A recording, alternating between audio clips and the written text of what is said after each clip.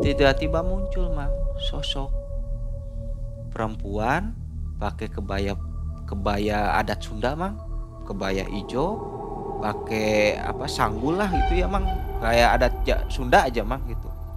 Nah salahnya saya pas ngomong yang terakhir itu, bila mana dagangan itu laku saya mau main ke rumah ibu, ke Pangandaran. Dapatlah itu uang 15 juta Mang. Nah dikasih lagi 40 juta tuh modal barang. Dari modal 40 juta waktu itu dapat 55 juta. Itu yang datang aneh Mang. Itu sepuh saya Mang datang, kakek saya, sosok kakek saya datang di hadapan saya. Tiba-tiba ngomong gini Mang, hidup tuh harus yang bener, harus jujur. Jangan sekali-kali kamu ngelawan ke orang tua. Itu kakek saya ngomong seperti itu Mang. Sampai sekarang pun saya ingat Mang omongan itu. Beberapa orang memiliki ambisi yang sangat besar untuk mencapai kesuksesan, status sosial atau kekayaan.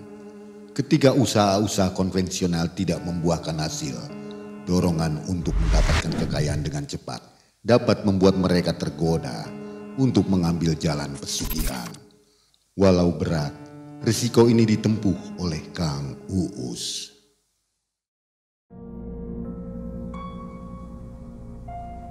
Nah sobat narsum kita hari ini Kang Uus sudah ada di studio nih. Kang Uus apa kabar? Alhamdulillah Mang Gimana sebaiknya Mang Sehat, alhamdulillah ya. Alhamdulillah.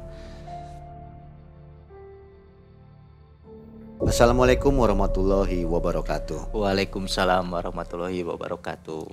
Nah sobat malam mencekam, terima kasih sobat masih setia bersama MM ya. Hari ini Mang Ei kembali menghadirkan narasumber. Tadi sudah tahu namanya, Kang Uus. Ya, Kang Uus dari Kuningan nih. Iya, Kuningan Jawa Barat Mang Kang Uus, kegiatan sehari-hari apa nih Kang Uus? Kegiatan sehari-hari kayak rapper online Mang. Masih aktif? Masih, alhamdulillah. Singkatnya gimana?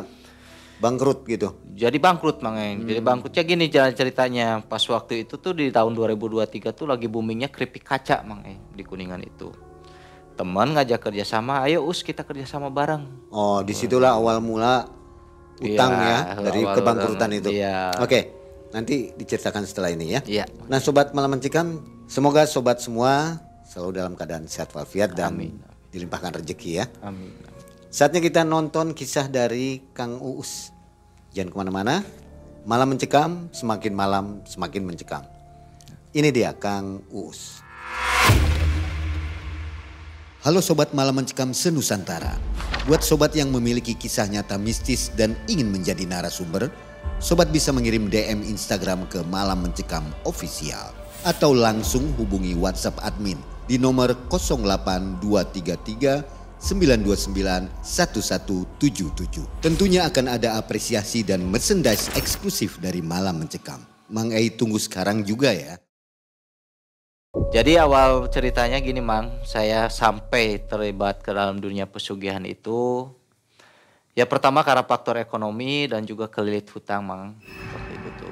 Jadi saya kenapa terlilit hutang itu karena waktu di tahun 2023 itu Mang, saya pernah ditawari kerjasama Mang sama temen tuh di dalam dunia kuliner. Waktu booming-boomingnya keripik kaca waktu itu Mang. Teman tuh ngusulin, Us ayolah kita kerjasama katanya. Kerjasama apa kata saya tuh, ya udah keripik ini lagi booming loh di zaman sekarang jajan anak-anak. Krip set itu ya? Iya keripik setan itu. Iya yang pedas itu Mang. Nah si teman itu ayolah kerjasama dan saya pun waktu itu gak pikir panjang tanpa mikir resiko ke depan seperti apa, ada kebangkrutannya seperti apa gitu. Ya udah saya menggebu-gebu langsung ngomong lah ke ibu saya, mah saya pinjam dong sertifikat rumah, saya masukin ke bank. Buat apa? Buat modal keripik kaca. Sama siapa? Sama teman saya katanya. Ya udah yang namanya orang tua ya ngedukung lah mungkin mau usaha gitu. Saya masukin ke bank, saya pun pinjam 70 sebenarnya Mang waktu itu 70 juta. Waktu itu pun cair, sehari cair waktu itu. Emang jaminannya kan sertifikat Mang. Cepet ya? Cepet Mang waktu itu. Jadi survei pagi, sore ada kabar. Pak ini pencairan dari bank katanya. Bank resmi itu? Banknya resmi, badan negara, jadi punya negara itu Mang. Punya negara gitu. Pas waktu itu saya langsung ke bank pencairan, ketemulah sama teman yang ngajak kerja sama itu. Gus nih saya udah dapat nih uang, ayo kerja sama, katanya mau bikin keripik. Ya udah ayo kita cari tempat. Kita cari tempat dulu, cari tempat di Kuningan, muter-muter, adalah ketemu tempat waktu itu. Cari bahan baku sampai ke Ciamis waktu itu. Nah dari Ciamis langsung cari karyawan waktu itu Mang. Pas ketemu udah karyawan udah pada kumpul, udah mulai produksi kan Mang waktu itu.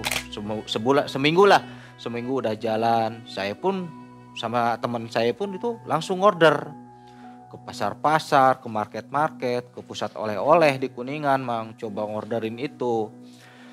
Emang dasarnya itu makanan untuk cemilan anak-anak Mang, masuknya ke pasar buat diobral ke kantin-kantin sekolah waktu itu Mang. Alhamdulillah Mang waktu itu udah banyak pesanan, di warung pasar tuh udah banyak permintaan lah. Ya, sama teman pun udah, wah Gus ini pendapatan sebulan udah enak nih katanya. Ya nih udah enak katanya. Ayo kita ke Rambah keluar kota katanya. Sempet tuh Mang saya ke Bandung order waktu itu tuh ke daerah Cikutra Mang. Ke pasar Cikutra order di situ. Alhamdulillah ramai juga. Pas barengan waktu itu tuh sebulan sebelum anak-anak sekolah kenaikan kelas Mang. Waktu itu tuh pas saya coba orderan pun mulai sepi. Wah ini sepi kenapa kata saya tuh. Saya nyanyalah ke toko-toko itu, ke agen-agen itu. Bu kok bisa sepi kayak gini, bukannya ngambil barang saya malah sekarang kok retur. Ya kan anak-anak sekolah libur katanya, gimana penjualannya kan ini ngejarnya anak-anak sekolah katanya. Dari situ Mang omset sebulan tuh turun drastis Mang. Bukannya kita dapat uang setiap kita ngorder, malah kita dapat barang retur. Nah, di situ mulai collab yang karyawan satu-satu udah dikeluarin. Dalam sebulan itu cepet banget ya? Cepet Mang drastisnya itu. Pas itu saya pun ke teman, Gus ini gimana ini? Saya utang ke bank masih ada. Terus ini udah gak jalan usaha, gimana Gus? Ya mau digimanain lagi kan si Om juga tahu ini usahanya seperti ini katanya bangkrut katanya. Ya saya pun di situ gak mikir gimana saya mau nyalahin teman, saya juga ikut campur kan Mang di situ Mang. Ya di situ pun saya ya udah Gus, sekarang mah masing-masing aja, yang penting nih nanti sewa toko ini kan masih ada nih pabrik ini, minta aja balik ke orangnya. Itu kan baru rencana tuh setahun Mang, baru berjalan 6 bulan waktu itu Mang. Nah waktu itu yang 6 bulan dikasihin lagi alhamdulillah Mang sama si orang itunya tuh. Dibalikin ke saya, dibalikinnya tuh waktu itu 5 juta. Si Agus 2,5 juta, saya 2,5 juta. Saya mikir berat Mang di situ. Mikir berat, aduh ini gimana kata saya tuh.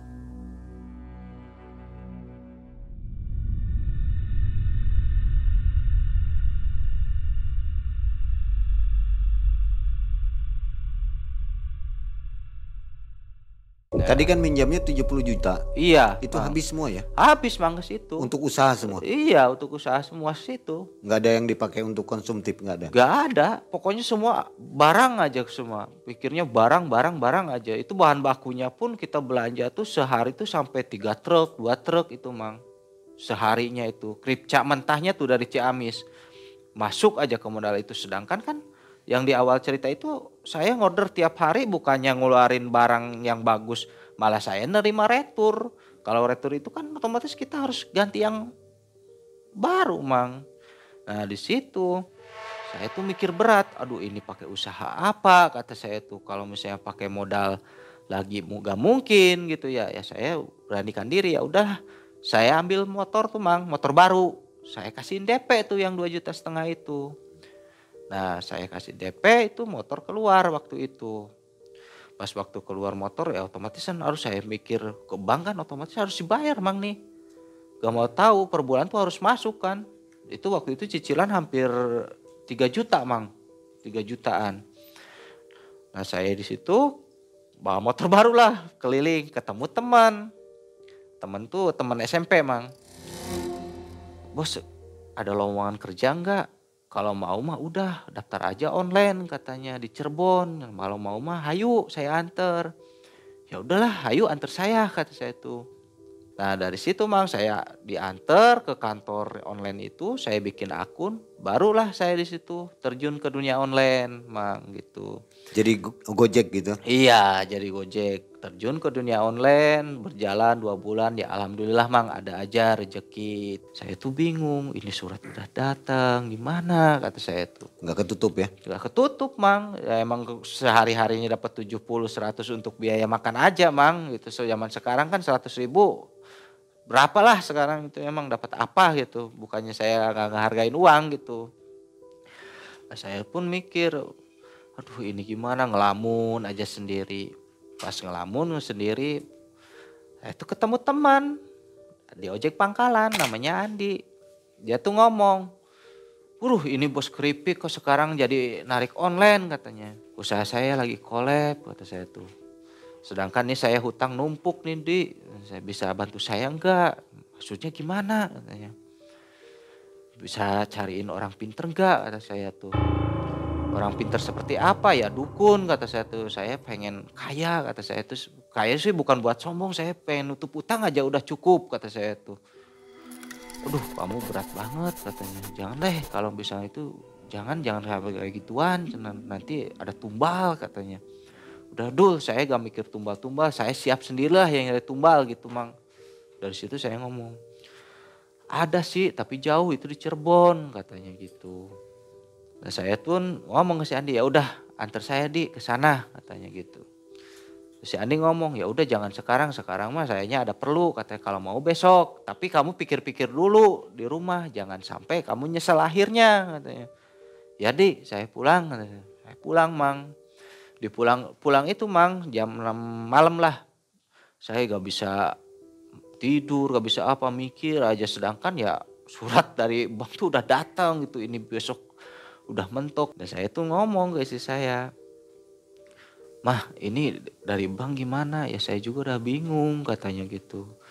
Gimana tuh Pi cari katanya. Udahlah besok mau cari kata saya tuh, kalau ada yang minjemin dulu lah, mudah-mudahan ada. Ya udah katanya. Jujur Mang pagi-pagi saya narik dulu lah buat cari buat istri gitu, narik dulu. Pas jam 11 siang saya balik lagi ke tempat si Andi itu. Kebetulan Andi kan bukan online Mang, dia tuh ojek pangkalan, ojek pangkalan Mang. Ke tempat pangkalannya ketemulah Andi. Di saya udah bulat, antar saya yuk jadi ke Cirebon. Perlu mahar berapa kata saya tuh. Orang itu mah gak menerima mahar katanya gitu Mang. Ya udah tuh Di, saya pulang dulu. Saya ngomongnya dari istri tuh gak ngomong mau ke tempat orang pinter Mang. Saya ngomongnya mau narik lagi. Nah saya balik lagi ke tempat Andi jam 3 sore Mang. Ngobrol di situ, Yudi antar saya udah bulat. Apa sih perlu syaratnya apa aja, saya mau beli nanti gitu. Nah si Andi tuh udah gak usah syarat-syarat, sekarang kita ke Cirebon aja. Tapi nanti habis maghrib katanya, biasanya orangnya habis maghrib baru ada. Nah di situ saya ngobrol ngalir ngidul pas ketemu lah di waktunya maghrib Mang. Saya sama Andi berangkat. Saya sama Andi, Di mau pakai motor saya apa motor kamu? Ini saya tinggal uang 20.000 buat bensin salah satu. Ya udah motor saya aja kata saya tuh, motor kamu aja motor saya nanti simpen sini katanya. Ya udah kamu yang bawa, kamu yang tahu posisi rumah dia di mana dukun itu. Ya katanya. Di jalan pun dia mulai berangkat Bang, saya jam 6 tuh berangkat. Di jalan pun Andi ngingetin, yakin nih yakin gak kamu mau ngejalanin ini? Resikonya loh berat buat kamu, buat keluarga kamu. Udah saya yakin, saya bulat, yang penting rumah saya gak disita kata saya. Di setiap jalan Mang sebelum nyampe Cirebon udah berapa kali dia ngeyakinin, nanya lagi sampai pegel saya ngomongnya, sampai sempat marah Mang di motor. Udah Di kamu jangan banyak ngomong terus, kata jangan banyak nanya terus. Saya ngajak kamu tuh karena udah yakin, kata saya tuh. Nah dari situ dia diem. Akhirnya jam 7 malam Mang, nyampe lah di Cirebon. Pas nyampe di Cirebon, kebetulan rumah orang pinternya tuh pinggir jalan Mang. Berhenti di situ. Saya turun dari motor tetap di situ Mang. Saya turun, masuk ke jalan gang sih, gang kecil Mang. Saya coba masuk. Assalamualaikum. Waalaikumsalam. Silahkan masuk. Saya duduk di situ Mang. Terus ada istrinya Mang, nganterin kopi. Nah, silahkan di kopi dulu. Jauh-jauh ya dari Kuningan ya? Iya dari Kuningan Bu, kata saya tuh. Pas saya lagi ngopi, si Mbah itu pun datang Mbah di depan saya duduk. Pas ngeliat itunya Mang, si Mbahnya rambut gondrong, terus pakai serba hitam. Itu Mang saya kaget Mang. Kagetnya kenapa? Sebelum saya ngomong niat saya mau kesini mau apa, dia udah tahu Mang. Padahal kenal juga enggak ya? Enggak Mang, saya enggak gimana ya, enggak kenal, enggak apa. Tiba-tiba dia tahu niat saya mau ke situ, ke sini. Waduh, saya kaget nih, sakti banget orang, dalam hati Mang, itu dalam hati. Ya, saya pun ngomong ke Abah gitu. Jujur-jujuran, iya Bah, datang ke saya ke sini tuh mau minta tolong sama Mbah. Saya lagi kepepet hutang. Ini 2 hari lagi saya harus bayar ke bank. Ada enggak Bah pesugihan yang instan, kata saya tuh. Abah itu melotot ke saya Mang. Melotot aja melotot. Kamu masih muda. Kamu masih muda, udah malas-malasan kayak gini cari pesugihan segala, katanya ngomongnya gitu. Iya Mbah, kata saya kepepet, biarpun masih muda ya bukan saya malas kerja, kerja sih kerja, cuma yang namanya uang kerja gak cukup nutup buat hutang itu, kata saya tuh gitu Mang, saya ngomong. Abah itu ngomong sambil mata melotot, kalau kamu mau pesugihan apakah kamu siap? Ada tumbalnya. Aduh, kata saya tuh. Gini aja Bah, kalau boleh nawar saya aja tumbalnya, jangan keluarga saya, kata saya tuh, jangan anak saya, jangan ibu saya, jangan istri saya, gak apa-apa saya. Ya gak bisa, saya harus dari orang-orang yang kamu sayang, katanya. Aduh Bah, tolongin saya kesini tuh benar-benar mepet waktu Bah, saya butuh uang. Ya udah gini aja, Mas udah jauh-jauh dari Kuningan, Abah bantuin. Ngomongnya gitu Mang, saya tuh. Ya udah Bah, bantuin saya. Di situ saya senang banget. Wah, dari Abah ini nolongin, kata saya tuh. Gimana Bah nolonginnya, syaratnya apa aja, kata saya tuh. Ya udah gini aja Mas. Mas siapkan ruangan khusus, ruangan kosong. Siapkan bunga kantil, siapkan bunga tanjung sama melati kuncup. Nih Abah kasih syaratnya, katanya. Tapi ini harus benar-benar kamu yang jalani, katanya gitu. Pokoknya Abah kasih jikiran ini. Pokoknya jikirannya itu bunyinya gini Mang. Sir Muhammad, Nur Muhammad, Dat Muhammad. Sifat rahmatullah. Itu Mang saya kasih ya jikirannya itu. Yang dikasih sama Abah itu. Siapkan ruangan khusus. Bacakan amalan itu. Dan sebelum kamu amalkan itu, coba kamu cuci kaki ibu kamu, minta maaf kepada ibu kamu, lalu besoknya kamu ziarah kubur ke orang-orang yang sudah lama meninggal. Maksudnya siapa Bah, kata saya tuh. Ya sepuh kamu, orang tua kamu yang udah meninggal. Bukan berarti yang sepuh kamu, orang tua kamu tuh bukan berarti ibu bapak kamu aja, itu bapaknya bapak kamu, ya intinya sesepuh kamu lah, katanya. Oh ya udah Bah, siap kalau gitu. Dan satu lagi Abah pesan, bila mana kamu udah sukses, pesan Abah jangan sampai kamu ngecewakan orang, jangan sampai kamu merusak kepercayaan orang itu. Maksudnya gimana Bah, kata saya tuh. Udah nanti juga kamu tahu. Dan Abah udah ngebaca kamu seperti apa kelanjutannya. Aduh, dari situ, ya udah Bah, kata saya tuh. Saya mau coba ngejalanin ritual ini, katanya. Ya udah sekarang udah jam 12 malam nih, katanya kamu pulang aja. Dik pulang aja nih, bawa si Usnya pulang. Udah malam kasihan, katanya. Saya pulang lah Mang. Dari rumah Abah itu. Pulang ke Kuningan, di jalan pun ngobrol ke Andi. Di serem banget ya Abah itu, kata saya tuh. Terus syaratnya bunga tanjung, bunga kantil itu nyari di mana, kata saya tuh. Udah itu mah gampang di pasar, nanti saya bantuin nyari. Cenah. Tapi tuh kamu harus nyuci kaki ibu kamu katanya. Seumur umur nih saya baru namanya nyuci kaki ibu, curiga enggak ada apa ya? Ya kamu harus ikhlas kata Andi itu, jangan sampai karena kepengen kamu uang, kamu tiba-tiba nyuci kaki ibu, kamu harus ikhlasin diri dulu katanya gitu Mang. Ini bagus ya, syarat pesugihannya ini Ya agak bermoral. lah menurut iya saya gitu ya. Mang, saya juga kaget gitu Mang, biasanya kan cerita-cerita orang tuh ada yang siapin kerbau apa gitu Mang, kok ini gini kata saya tuh, ya, saya manut aja Mang, ya saya kan butuh itu Mang itu.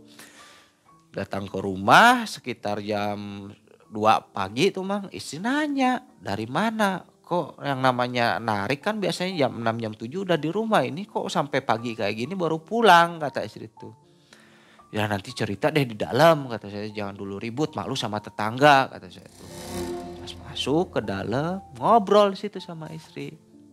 "Mohon maaf nih, tapi pulang pagi ini tuh habis ngusahain uang. Mana uangnya? Ya belum berhasil, baru juga nanya ke orang pinter, harus ngejalanin dulu ritual." Waduh, nah, apa ritualnya? Pesugihan nih. "Aduh jangan, nanti ada korban. Kasihan anak-anak, kasihan saya, kasihan ibu kamu, bapak kamu." Enggak ada tumbal, ini yang penting bantuin saya nyiapin ruangan," kata saya tuh. Maksudnya ya pokoknya ruangan kosong aja. Ya kan kamar cuma ada 2 yang ditempetin kita sama mama katanya. "Ya udah kita aja yang pindah ke ruang tamu," kata saya tuh. "Ini kamar kita kosongin." Itu Mang, jam 3 pagi beres-beres rumah Mang. Kita beres-beres rumah, lemari, kasur kita keluarin. Soalnya kamar itu jangan sampai ada orang yang masuk selain saya sama istri saya. Di rumah itu ada siapa aja? Di rumah itu kebetulan ada orang tua saya juga Mang. Izin? Enggak Mang, awalnya gak izin dulu Mang. Kita cukup sama istri ngobrol, kita keluarin. Nah pas pagi-pagi itulah mama nanya, "Kok ini lemari ada di luar gini?" "Ya mah, itu buat alasannya buat ini, buat ibadah biar khusyuk," kata saya itu, "apalagi saya mau belajar muslim biar khusyuk, bisa belajar ngaji," katanya. "Biarpun orang tua masih beda keyakinan memang ya udah terserah kamu," katanya gitu Mang gitu. Maksudnya beda keyakinan, jadi Kang Uus ini bukan muslim? Jadi beda keyakinan itu mama saya masih di Katolik, kalau saya udah masuk muslim Mang. Jadi saya mualaf Mang gitu. Oh, mualaf. Iya gitu. Terus singkat cerita Mang, pas besok paginya kamar udah beres, mama nanyain gitu, si Andi datang. "Us, ayo pasar," katanya. Saya minta ya uang dulu ke istri. "Mih, ada uang sisa belanja kemarin enggak?" "Ada, kemarin kan dapat 100, ini ada sisa 30. Ini buat saya aja dulu. Saya mau beli dupa sama bunga itu," katanya. "Ya udah, berangkat." Saya berangkat Mang sama si Andi ke pasar, pasar di Kuningan, pasar Kepuh namanya Mang. Pas sampai pasar, ada tukang sajen. "Bu, beli bunga melati kuncup sama kantil sama bunga Tanjung." "Bunga Tanjung itu seperti apa Mas?" "Ya gak tahu, disuruhnya bunga Tanjung," katanya. Kata si Andi tuh, cari aja di Google," katanya. Di Google, "Nih Bu kayak gini." "Aduh itu mah harus ke Cirebon," katanya, "di Kuningan mah gak ada."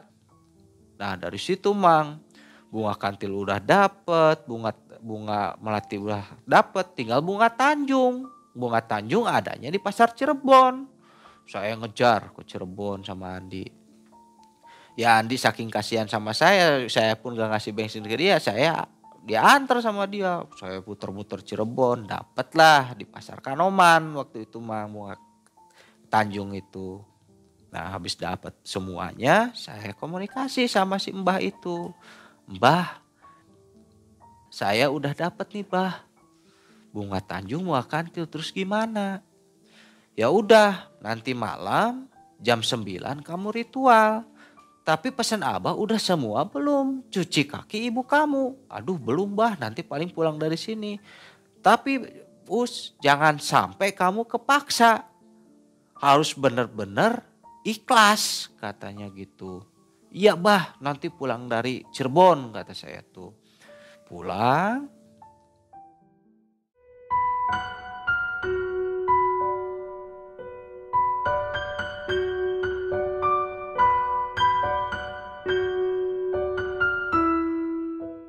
nyampe tuh maghrib mang.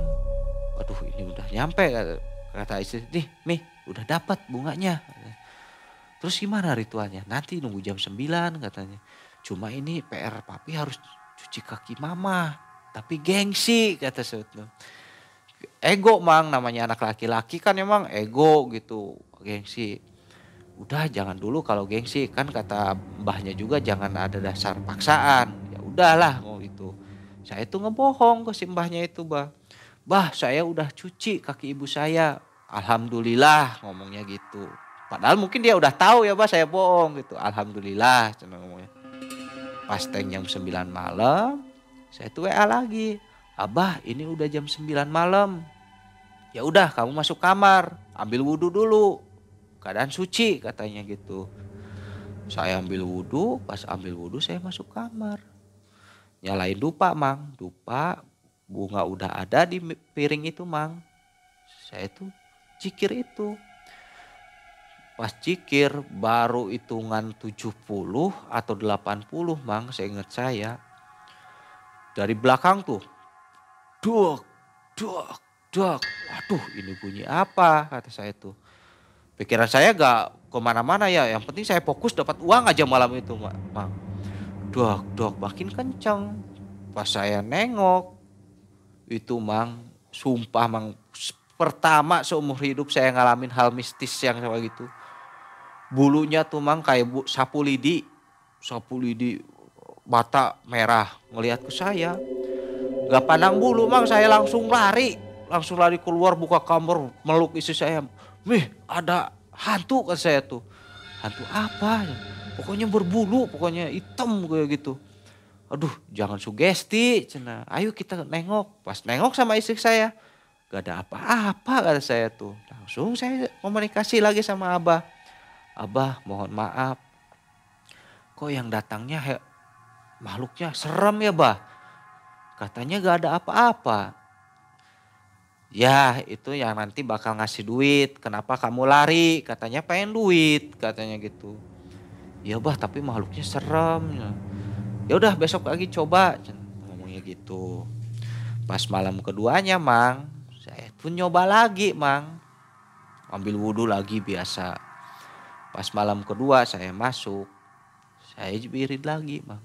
Wirid lagi. Baru hitungan 100 gak tahu 90 mang.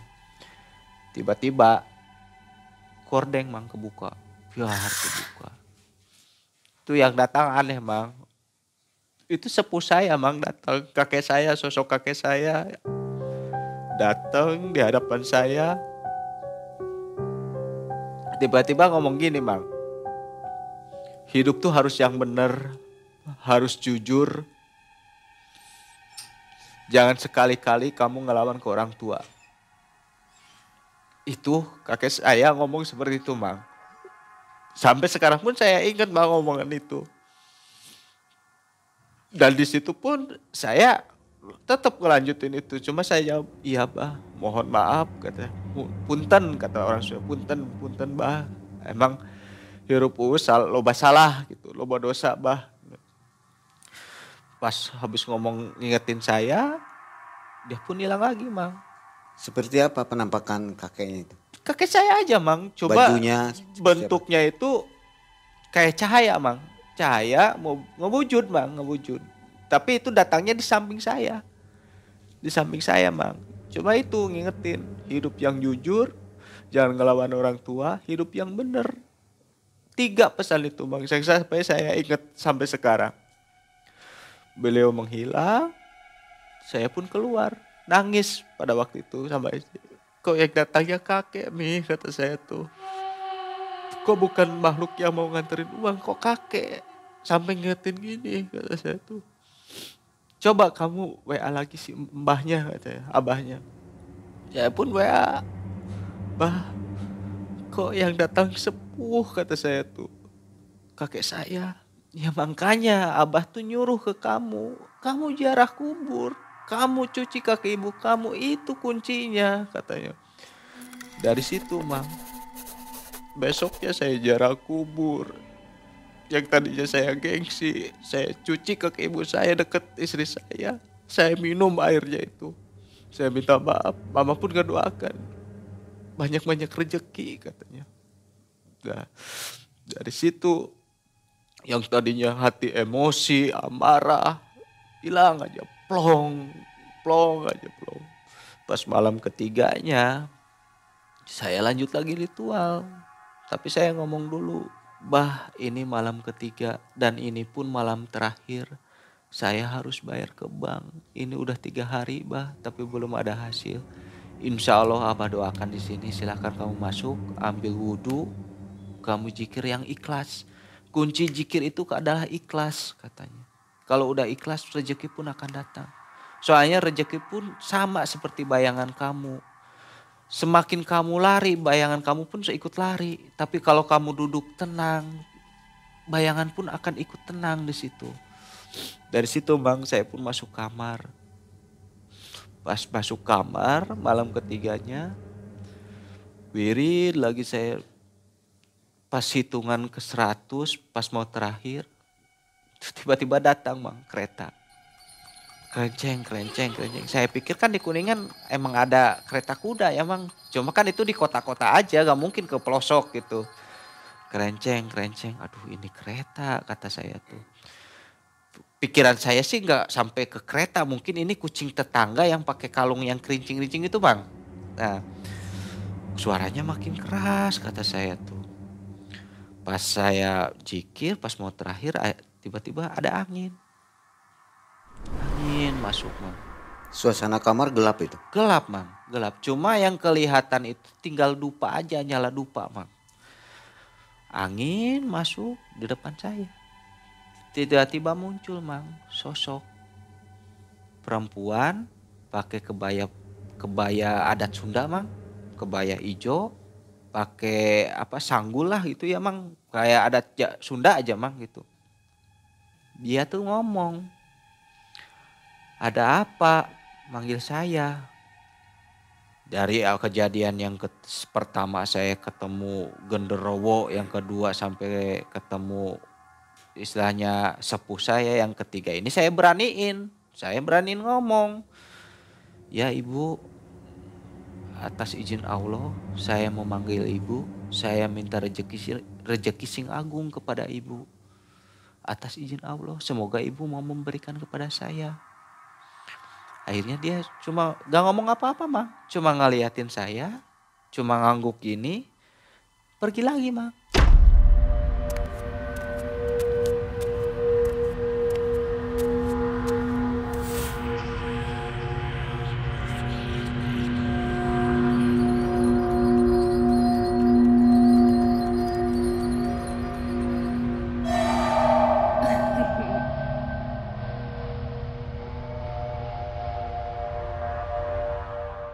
Wah udah pergi kata saya tuh. Udah beres zikir saya keluar kamar. Istri saya ngomong, Bih kok di luar ada kereta ya, kayak kereta delman katanya. Emang denger saya juga sampai bangun ini katanya. Itu kejadian udah jam 10 ya Mang ya. Iya tadi ada yang sosok kata saya tuh, perempuan. Tapi dia cuma senyum terus tapi minta rejeki katanya. Soalnya Abah itu jangan sampai minta uang. Mintanya rejeki sing agung karena itu atas izin Allah. Saya pun ngomong gitu tadi ke perempuan itu. Dan dia nanya pengen apa kata. Terus dia jawab apa? Gak jawab apa-apa, cuma manggut aja. Oh ya udah tuh kalau gitu mudah-mudahan besok ada rejeki katanya. Iya Mi, amin katanya. Soalnya besok Mi harus cepat ke bank katanya. Tuh. Udah pas gitu kita ngobrol, istri saya main handphone Mang. Pas main handphone tiba-tiba ada WA masuk. Kring, Bih ini teman lama kita nggak hubungi lagi. Siapa? Ini loh si Agus katanya. Ada apa Mi? Dia mercayain kita loh, suruh dagang sabun cuci muka, sabun kecantikan. Aduh itu harus pakai modal dulu atuh Mi, kita modal dari mana? Sedangkan kan mami tahu sendiri, mami kan SPG kosmetik kan tahu harganya berapa, kata saya tuh. Udah gini aja sok sekarang ngomong ke si Abah, katanya ke si Abah yang Cirebon, gimana nih? Saya tuh malam-malam mang nelpon, Abah ini alhamdulillah ada yang percaya, kata saya tuh. Tapi bukan percaya uang bah, malah kita harus ngedagangin, kata saya tuh. Udah itu kesempatan kamu, itu rezeki kamu, sekarang kamu ambil. Ngomong sama orang itunya, sama teman kamu, kalau kamu pengen usaha tapi gak ada modal, jujur aja, katanya. Iya bah, makasih, kata saya mau coba telepon. Tutuplah telepon dari Abah, saya telepon teman saya yang masih kerjaan itu. Saya telepon, Om ini saya, katanya. Ya apa kabar, katanya. Baik Om, alhamdulillah. Kerja apa nih? Tetap Om, online, kata saya tuh. Rame, aduh sepi Om, bukannya saya matiin rezeki, cuma sehari 100 buat ke dapur aja, kadang 70, kadang 50, kata saya tuh. Ya udah Om, nih ada kesempatan buat si Om, katanya, buat si Om, katanya. Mau nggak pegang produk saya, kamu yang ngejualin. Apa tuh Om? Ya pokoknya ada sabun cuci muka, ada krimnya gitu. Mau kata saya tuh Om. Dan saya kan pesennya Abah ambil aja gitu ya Mang. Saya udah mau, tapi saya gak ada modal, kata saya. Udah gak usah mikirin modal, besok kamu datang ke kantor saya Cirebon, kata teman saya itu. Saya tuh nelfon lagi ke Abah, Bah besok suruh ke kantor nih, suruh ngambil produknya, katanya. Gak usah nunggu besok, sekarang aja kalau mau, ini hari baik buat kamu. Ya, saya pun nelpon teman saya, Om bisa gak diambil sekarang? Aduh nyampe sini jam 1 dong, kalau dari Kuningan jam 12. Iya gak apa-apa Om, kata saya tuh, biar besoknya saya langsung muter, kata saya tuh. Ya udah sok sini, saya tungguin. Saya langsung Mang, saya pinjam mobil tetangga waktu itu. Mang saya pinjam mobil dong, saya mau ngambil produk punya istri saya. Kan tetangga taunya istri saya kerja masih SPG kan Mang di kosmetik. Ya udah sok ambil aja asal bensinin, katanya. Iya, kata saya. Nyampelah Cirebon jam 1. Itu Mang kita gak ngeluarin uang 1.000 pun, kita dikasih produk tuh pertama hampir 8 juta Mang. Total produknya itu dikasih total produk 8 juta, hampir 40 dus waktu itu Mang, sabun pencuci muka. Saya taikin ke mobil, dan saking percayanya gak tahu apa, tanpa MOU, tanpa tanda tangan, tanpa apapun, kita bawa barang aja Mang. Kita bawa barang ke rumah. Di jalan sih udah seneng, wah kita besok dapat uang nih, kagak istri saya itu. Cuma ini cara ngejualnya kemana, kata saya tuh ya. Udah besok aja pikirnya kita di rumah, yang penting kita ke rumah dulu selamat. Pas nyampe ke rumah Mang, senengnya ada nurunin barang, galaunya ada, galaunya ya kita ngejualnya kemana Mang. Nah pas pagi-pagi saya tuh bingung, Mih kita jualan kemana, kata saya tuh. Ya udah kita coba aja ke warung-warung, katanya, ke agen-agen sembako, kan biasanya itu ada kosmetik juga lah, ada sabun cuci muka, siapa tahu ada yang ngambil. Ya udah Mih, bismillah, kata saya tuh. Kita pinjam lagi mobil Mang, punya tetangga. Mang pinjam mobil ya, di rental gak apa-apa deh, sehari 200, katanya. Ya udah sok pakai aja, dah nganggur, katanya. Saya tak baikin berapa dus ke mobil, saya muter Mang dari jam 7 pagi, muter area Kuningan. Alhamdulillah Mang kita udah nawarin ke warung 1, ke warung 2, gak ada yang beli Mang. Sampai mentok-mentok ke Cirebon juga belum ada yang beli Mang. Sampai dari jam 7 pagi sampai jam 6 malam, jam 6 maghrib tuh Mang, belum ada yang beli sama sekali. Saya pulang, mobil perlu dibayar, kata saya tuh, bensin udah habis, makan pun udah, tadi jalan udah makan segala ya Mang ya.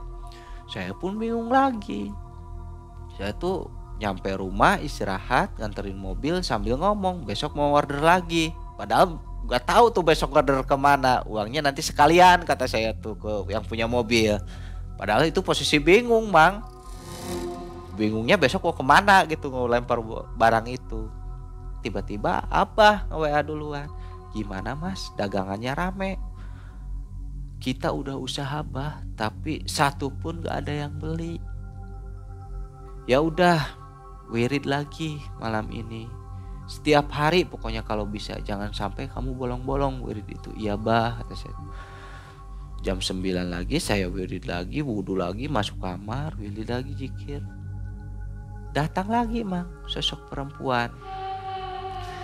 Salahnya saya pas dia ngomong, kamu mau perlu apa lagi? Ya Bu, ini dagangan saya gak laku, kata saya tuh.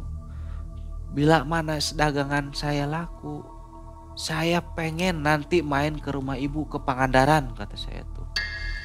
Dia tuh senyumnya sumringah mah, lihatnya tuh. Sambil mengangguk, dia keluar lagi, bunyi lagi kereta Mang biasa. Kenapa kok nebak langsung nanti main ke Pangandaran? Kok bisa tahu? Nah si abahnya itu yang pesan.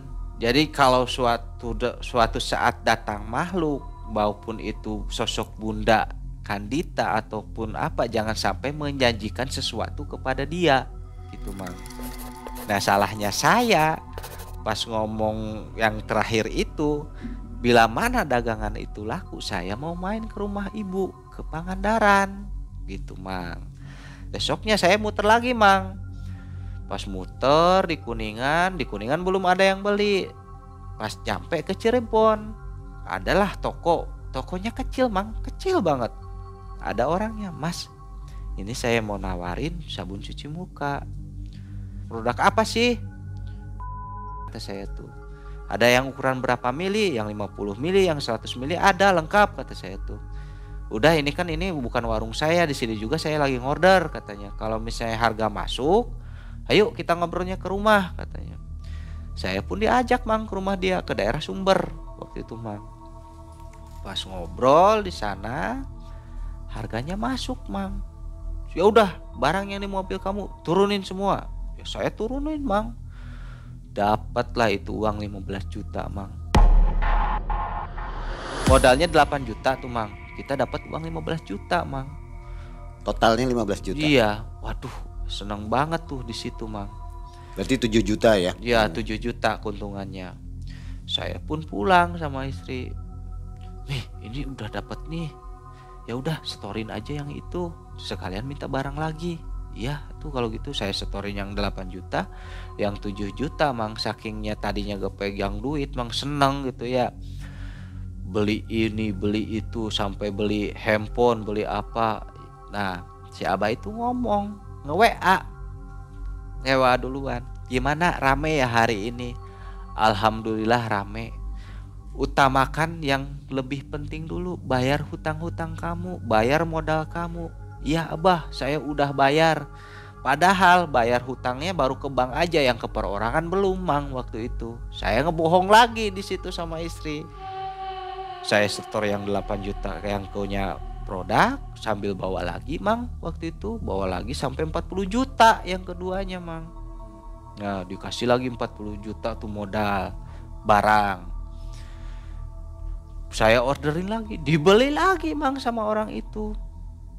Pas dapat dari modal 40 juta, waktu itu dapat 55 juta, keuntungannya 15 juta Mang. Seneng lagi itu Mang, seneng. Wah ini dapat uang.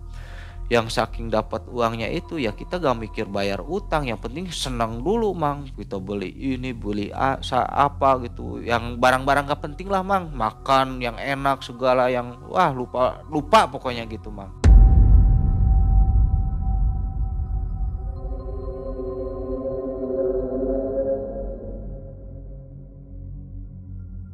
Pas 2 harinya Abah tuh gak WA lagi. Awas jangan sampai kamu teledor. Enggak Bah, tenang aja, ini dagangan masih rame kok, kata saya tuh gitu Mang. Uang yang ke kantor akhirnya gak kesetorin, ada yang kepake kita. Uang yang buat hutang gak ketutup. Akhirnya ngegantung Mang di situ. Produk belum bayar. Produk pun belum bayar Mang. Ya soalnya saking punya duitnya, hidup makan di mana aja, keluarga jalan-jalan gitu Mang. Kelihatan biar wow lah gitu Mang gitu. Pas gitu anak mang tiba-tiba pas 2 hari setelah kejadian itu mang dek sakit, yang masih umur 7 bulan. Jam 3 pagi mata udah kebalik, udah kejang. Saya tuh bingung, aduh ini gimana, ayo kita bawa ke rumah sakit terdekat.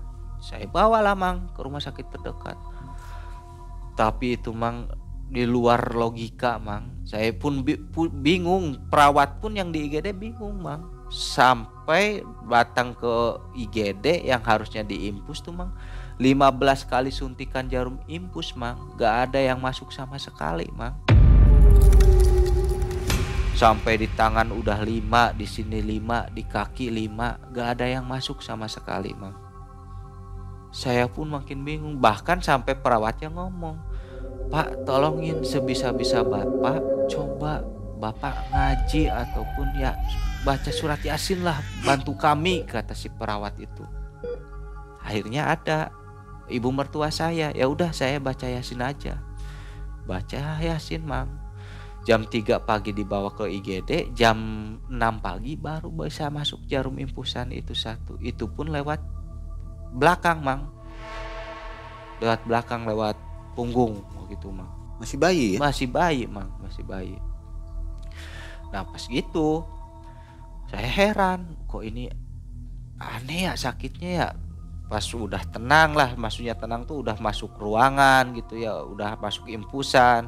Saya pun coba nelpon abah, abah tolongin saya, ini saya kenapa? Jangan nanya saya, nanya pribadi kamu, katanya. Apa yang telah kamu lakuin?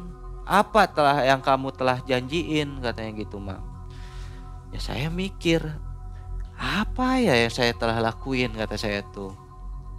Dan saya pun ingat, baru ingat mang pas detik itu, aduh saya ngejanjiin apa? Kan waktu itu kalau misalnya dagangan laku, kita mau ke Pangandaran. Mungkin ini teguran buat kita.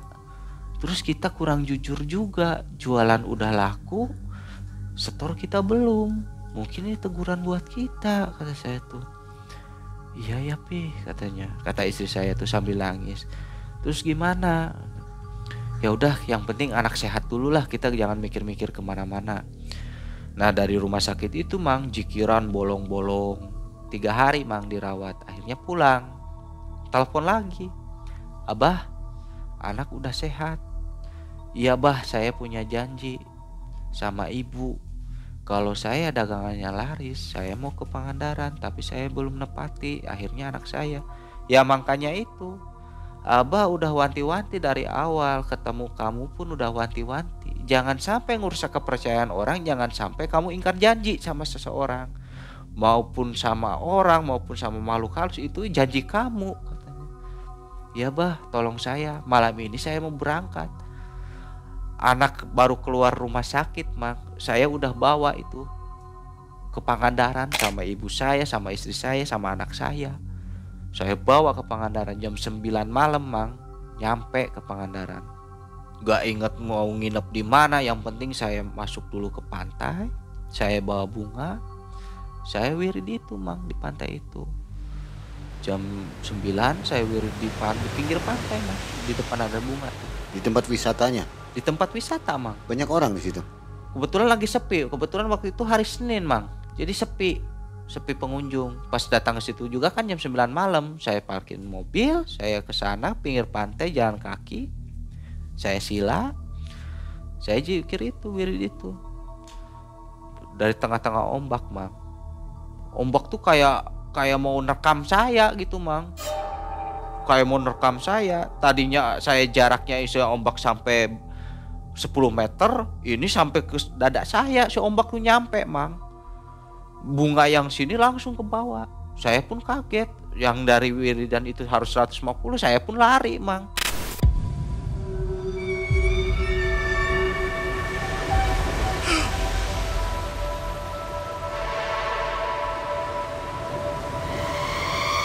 Waduh, ini saya lari, mang. Lari ke mobil, saya nelpon, abah ini ombaknya mau bawa saya, kata saya. Udah jangan diterusin.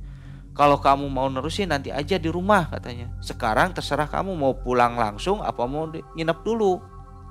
Ya paling saya nginep dulu bah, nginep dulu di mobil. Nanti pagi-pagi saya pulang, soalnya saya capek. Ya udah hati-hati, abah pantau terus katanya. Pas gitu jam 2 pagi saya pulang mang. Saya pulang, pas saya pulang tuh gak tenang hidup tuh mang, gak tenang. Pas saya pulang, saya anterin istri saya, anak saya langsung ke Cirebon lagi ke abah itu. Saya ngomong, bah, alhamdulillah emang semenjak saya ngejalan cikiran itu, rezeki gak ada hentinya bah datang ke saya. Orang yang percaya ada kata saya tuh. Tapi sekarang kok orang yang percaya saya seakan hilang gitu mang. Ngomongnya gak ada produk lagi atau apa gitu. Belum dibayar juga itu produk. Ya padahal itu belum dibayar mang sama saya. Cuma saya ngebohong lagi ke abah gitu. Nah abah tuh ngomong, udah gak usah bohong sama abah. Abah udah tahu semuanya. Uang produk ada yang kepake sama kamu. Kamu baru nepati janji kamu baru kemarin ke Pangandaran kan? Iya bah, saya tuh.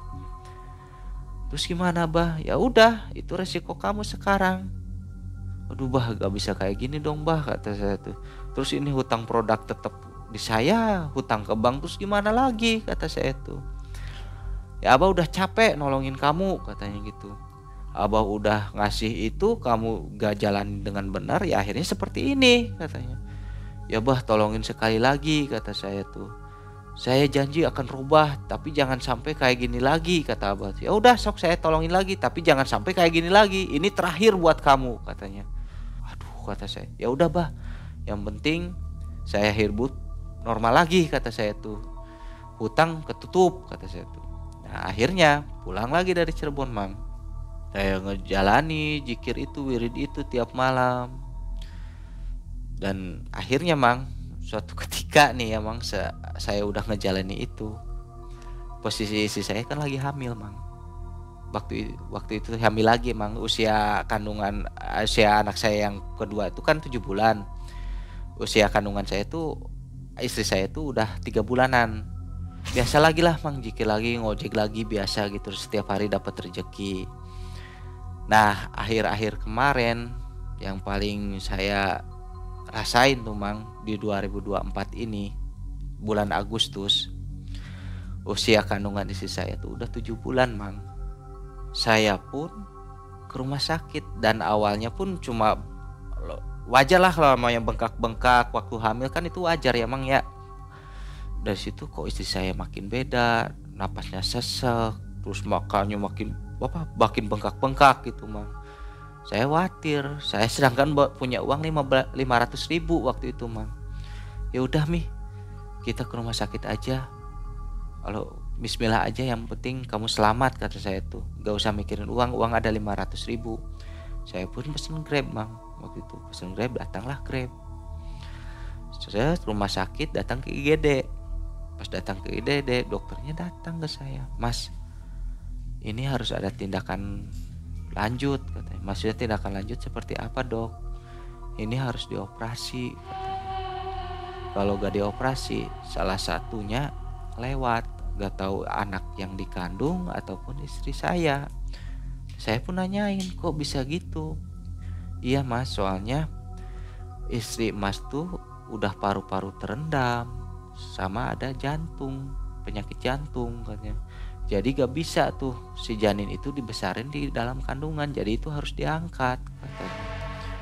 Saya pun bingung mang waktu itu. Bingungnya apa? BPJS belum ada waktu itu. Belum ada tuh istilahnya belum daftar lah mang gitu. Uang tinggal 500. Sedangkan kan biaya operasi itu sampai puluhan juta mang.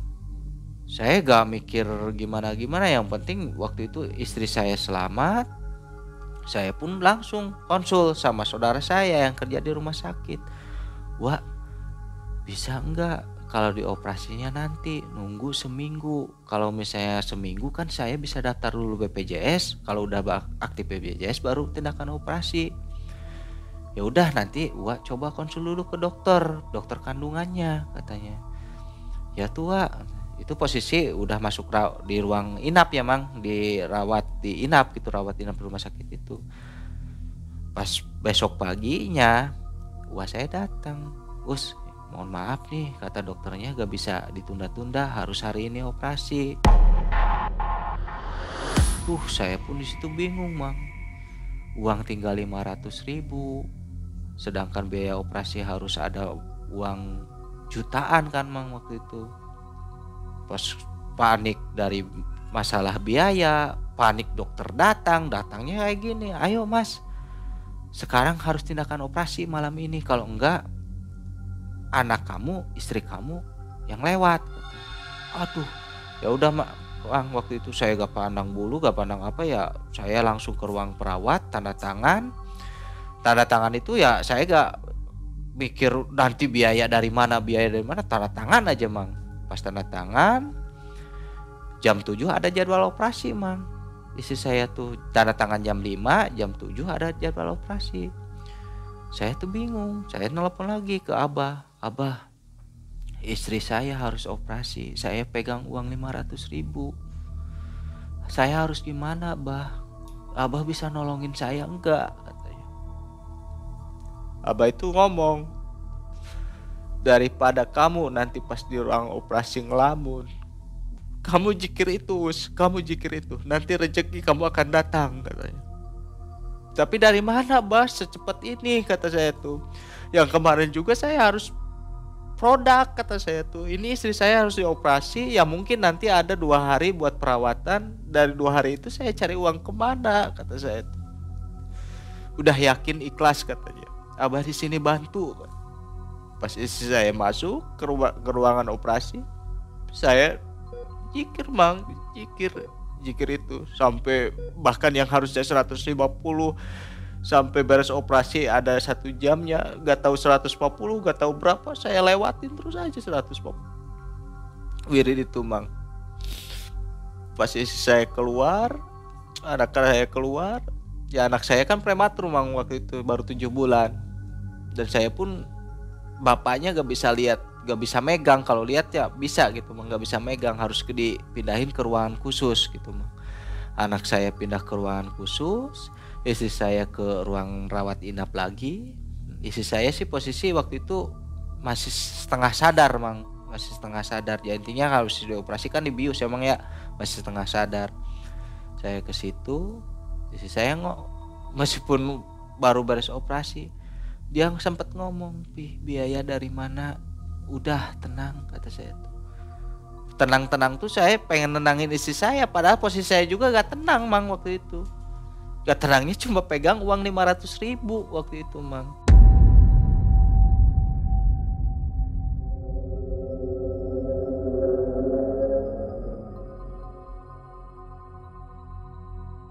Pas beres operasi sehari 2 hari, pas malam keduanya Mang, otomatis kan itu harus pulang nih besoknya Mang. Pas hari ketiganya tuh harus pulang. Emang kalau misalnya habis operasi kelihatan udah sehat, udah seger, biasanya kan bisa langsung pulang hari ketiganya Mang. Saya tuh pas malamnya saya keluar sambil nyari ngopi waktu itu Mang. Duduklah di tempat teman saya. Kebetulan teman saya tuh jaga karcis parkir rumah sakit Mang. Saya duduk di situ. Teman saya pun tahu, nanyain, "Gimana Us? Udah beres, udah selamat?" Udah 2 hari yang lalu udah selamat. Sekarang tinggal mikir biaya," kata saya tuh. "Ya udah, kamu tenang aja, pasti kalau rezeki anak sama istri mah gak akan kemana. Coba sekarang sambil usaha-usaha, kamu pinjem saudara siapa," katanya gitu. "Sok sambil tenangin dulu di sini sambil ngopi," katanya temen saya juga. "Iya tuh," kata saya tuh.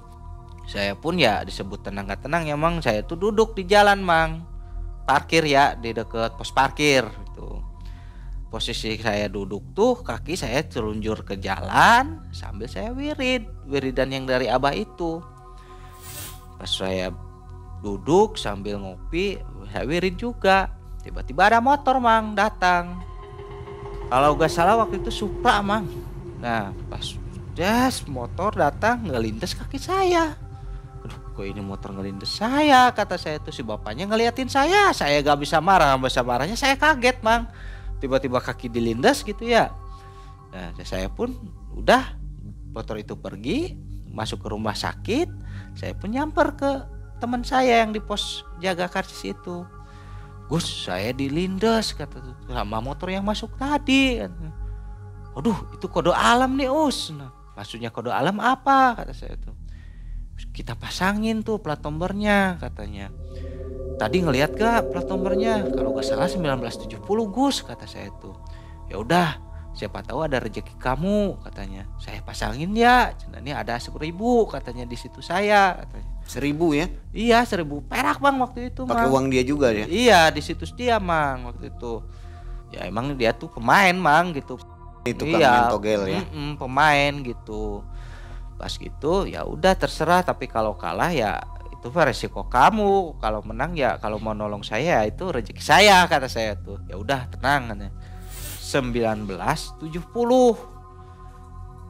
kata itu di BB jangan Us, di BB itu apa, kata saya. Maksudnya dibolak-balik ya, gak paham, yang penting kamu aja yang masangin, kata saya tuh.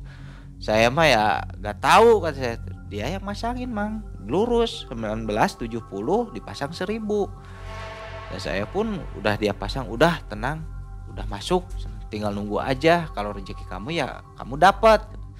Ya saya mah gak berharap ke situ ya mang. Saya keluar lagi, saya sambil WA saudara saya, sambil cari pinjaman lah mang waktu itu. Ya tinggal lepas dari wirid itu juga saya tuh. Pas jam 11 malam lebih mang, lari-lari dari pos. Us, ini rezeki kamu dapat. Rezeki apa, kata saya tuh. Ini nomor kamu lurus, katanya. Lurus maksudnya iya ini dapat 10 juta. Saya kaget mang.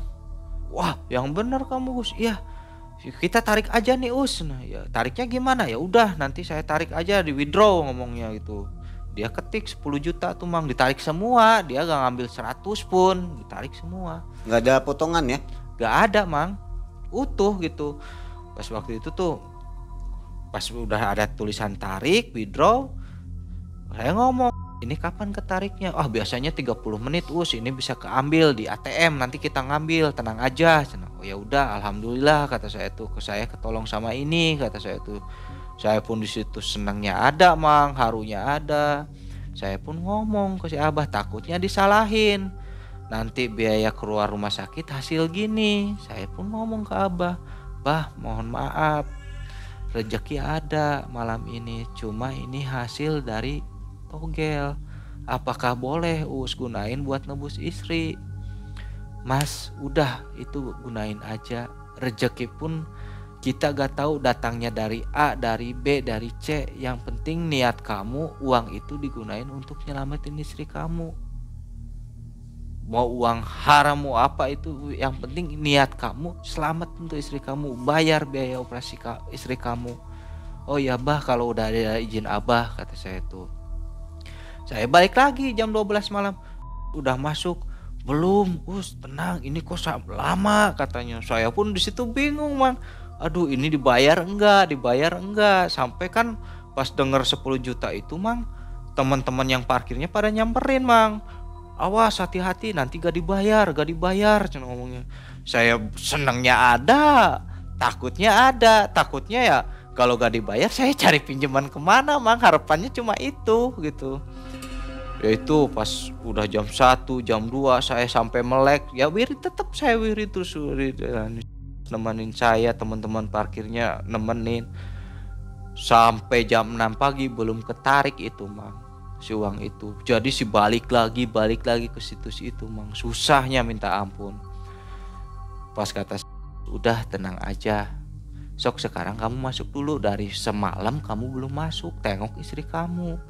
Ini jadwalnya biasanya pemeriksaan dokter, katanya. Kan otomatis sudah tahu kan itu jadwal di rumah sakit, kan dia tukang parkir emang ya udah tahu. Saya pun masuk lagi ke ruangan. Kebenaran di ruangan itu masih ada dokter lagi meriksa istri saya.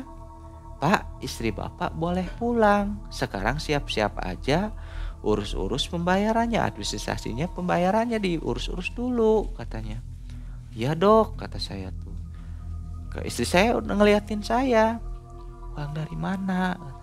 Udah tenang, ada uang udah ada, padahal gak bisa ditarik Mang waktu itu di situ-situ.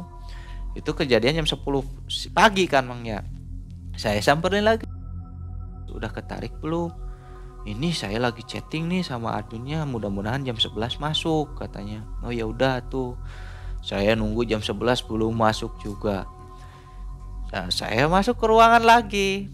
Akhirnya keluarlah rincian. Waktu itu totalnya 13 juta, Mang. Aduh, 13 juta kata saya tuh. Ya udahlah. Saya ke istri saya, "Mi, ini totalnya 13 juta. Udah ada uangnya?" "Ada 10 juta. Tapi ini gak tahu bisa ditarik enggak," kata saya tuh. Maksudnya ya ini pokoknya nantilah diceritainnya, yang penting saya mau dulu, kata saya. "Udah kamu tenang aja," kata saya. Saya keluar lagi, "Bisa enggak?" Pas yang terakhir saya telepon, "Bah, ini uangnya gak bisa ditarik, udah tenang, 11:30 uang masuk," katanya. "Ya tuh Bah, kalau gitu saya nunggu 11:30. Coba masukin lagi ke yang apa sih, yang withdraw itu," kata saya tuh. "Tapi nanti pas 11:30," kata saya tuh. "Oh kamu kayak dukun aja, udah jangan ngelak," kata saya tuh, "ikuti saya aja," kata saya. Pas jam 12 Mang, 11:30 dia masukin. Ini udah 11:30. Saya telepon, "Bah, udah sok masukin," katanya. Itu ngetik 10 juta. Itu keajaibannya Mang, 5 menit langsung masuk ke ATM. 5 menit pas masuk, saya ambil, ya saya bayar ke kasir. Dengan uang modal 10 juta, sisa 3 juta, saya pun di situ senangnya ada, sedihnya ada. Sedihnya ya uangnya hasil gitu ya Mang ya, hasil dari togel. Sedangkan saya di sini suaminya, aduh tanggung jawabnya di mana gitu, Saya pun di situ langsung ke kasir, saya ngasihin 10 juta dan saya pun, "Bu, tolong ini saya ada uang 10 juta. Saya nitip dulu KTP dan kebenaran kan anak saya belum bisa dibawa pulang," kata saya tuh. "Masih di ruang khusus," kata saya. "Yang penting saya mau bawa dulu istri saya, nanti kekurangannya pas ngambil anak saya simpen dulu KTP." Saya simpen KTP, uang 10 juta diterima Mang. Alhamdulillah istri saya bisa bawa pulang. Nah, dari situ Mang saya tuh pikir Mang, bener kata Abah, jadi gak ada yang namanya pesugihan yang langsung datang uang tanpa ada jaminan tumbal. Emang ada. Jadi jangan sampai kamu percaya ke hal seperti itu, pesan Abah waktu itu. Dan jangan sampai kamu pernah merusak kepercayaan orang. Sampai sekarang pun saya masih ngejalanin hal itu. Wirid itu saya jalanin, komunikasi ke dia sampai sekarang pun gak putus. Dan bahkan sampai sekarang pun dia bahkan anggap saya tuh anak beliau Bang, sampai sekarang gak dianggap siapa-siapa lagi gitu. Oke, lalu utang ke bank beres? Kalau hutang ke bank ya alhamdulillah sekarang mulai lancar lagi Mang. Jadi gak langsung beres saya lunasin, tapi saya cicil. Lancar ya? Lancar alhamdulillah. Jadi ekonomi keluarga sekarang membaik ya? Lah membaik Mang. Utang-utang pun bisa Ya, dibayar? bisa dicicil gitu Mang. Rezeki tak terduga ada aja ya? Ada aja Mang gitu. Nah setelah itu ada sosok-sosok makhluk mungkin Nyai Ratu yang datang kembali? Setelah kejadian itu pas saya wirid malam, setiap malamnya paling ada juga desiran suara sih Mang. Kayak suara, tapi suara itu kayak seakan ngingetin kita Mang. Kadang pas lagi tidur jam 2 malam ada suara kayak manggil. Ya saya pun berpikirnya positif Mang. Mungkin si makhluk itu menyuruh saya untuk sholat malam, sholat tahajud gitu Mang. Jadi berpikirnya positif aja Mang sekarang gitu. Untung-untung gak ada tumbal ya? Ya untung-untung ya anak saya selamat gitu Mang. Oke, saya bisa ambil kesimpulan, jadi jangan gampang bikin janji ya. Lah itu ya Mang. Makhluk halus juga apalagi ke manusia ya. Iya benar Mang. Salah di situ. Iya. Jadi ada 40 juta nggak dibayarin modalnya. Iya benar. Terus kita udah janji ke Pangandaran pun kita abaikan, kita lalaikan. Nggak datang Mang. ya. Iya Mang gitu. Oke. Nah, sobat silakan diambil kesimpulannya, diambil kebaikannya dari kisah ini ya. Bahwa pesugihan itu memang juga tidak benar ya. Ya, menurut saya itu menurut saya, pandangan saya emang ya, pesugihan gak ada yang langsung datang langsung sekarung atau berdus-dus uang gitu. Jadi ada prosesnya gitu Mang gitu. Saya rasa ini untung jatuh ke paranormal atau dukun yang bagus ini ya. Iya, menurut saya itu Mengajarkan ke jalan yang benar, tapi walau-walam bisawab ya. Iya. Terima kasih Kang Uus Ya, atas kisah ini. Dan Sobat Malam Mencekam, terima kasih, kita akan jumpa lagi di video selanjutnya. Assalamualaikum warahmatullahi wabarakatuh. Waalaikumsalam warahmatullahi wabarakatuh.